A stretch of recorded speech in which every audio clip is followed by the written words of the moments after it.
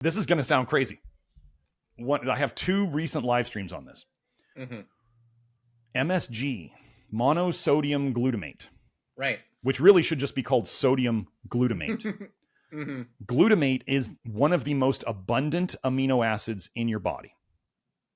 So MSG is just a sodium bound to a glutamate. And as soon as it enters your system, it breaks into sodium and glutamate. So it's not like this compound is running around your body as one piece causing problems. One of the things that I've seen since I have started, we've talked about it now. We got people using MSG as a health supplement. It's basically an amino acid bound to a mineral. That's what it is. Okay.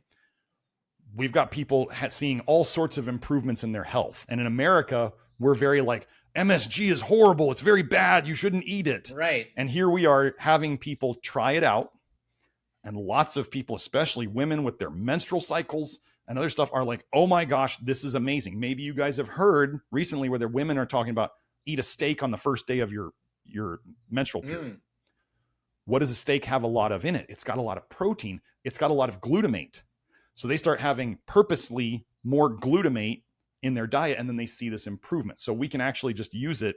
So MSG, sodium glutamate, monosodium glutamate, is the cheapest amino acid supplement out there. And what it does actually is shown in multiple studies. It improves your digestion, and it actually increases the amount of other amino acids in your bloodstream. So the way I'm putting it, and like why I've gained more muscle recently in recent months than I've had ever, is the addition of MSG to my program. And we're having other people do it, and they're doing really well. I suggest if you want to start with it, just a pinch, just that much. And then you can move up from there as you see how your body likes it. Not everybody's body likes it. Most people's do, and they really enjoy their food a lot more. And I actually think that the reason why a lot of the Asian world, glutamate helps with 2 things. It makes your protein go further.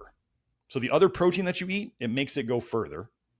And it helps your detox through ALDH. So those 2 things, 50% of the Asians in the world have slow ALDH. What's the part of the world that eats the most MSG? Asia. Right.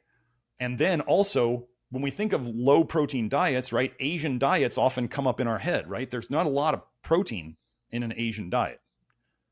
So how do they get away with it? Well, they're seasoning their food with a MSG. Literal amino acid supplement that makes protein go further. Wow. And so you start to see why Asia, you could not pull the MSG out of their cold, dead hands. Like they're not going to give it up because they know how they feel on it. And we have people now who convince their Asian parents or their Asian grandparents to stop using MSG. And now that I'm starting to talk about it, me and Kelsey, my lovely girlfriend and brilliant genius of figuring these things out, she actually figured it out because she was having trouble with her menstrual cycle. And she read about it, she researched it, and she tried it. I finally gave her the okay because at the start I was like, I don't know. She tried it, boom, 2 days, excess bleeding stopped. And We've had multiple other women who have had bleeding issues of various types just stop. You need glutamate to run your vitamin K system. You need vitamin K to properly coagulate. You need to coagulate properly so you don't have crazy menstrual cycle bleeding. So that's part of how we believe it's helping to fix it. So anyway, that's a big thing where we're challenging norms again. Like in America, everybody's like, MSG is so bad. And America practically eats the least added MSG of the world. How's our health doing? How is our health doing? The worst. Yeah. So we start giving people the okay to try MSG, and all of a sudden they're like, oh my gosh, I feel I'm sleeping better. My menstrual cycle's better. I'm gaining muscle and I'm losing fat, and it's wild. So as long as MSG is not key thing here that I'm saying, MSG does not make crappy foods healthy, right? They put it on a lot of crappy foods because it tastes better and you eat more of their crap foods, or they put it on fatty foods and you eat more of the fatty foods. Those are not good things. If you're using MSG within our framework of diet, then people really start seeing benefits because it's basically an amino acid supplement. So if that's what I do, I'm using MSG on my foods with food. It's always taken with food, always with food, preferably with protein foods.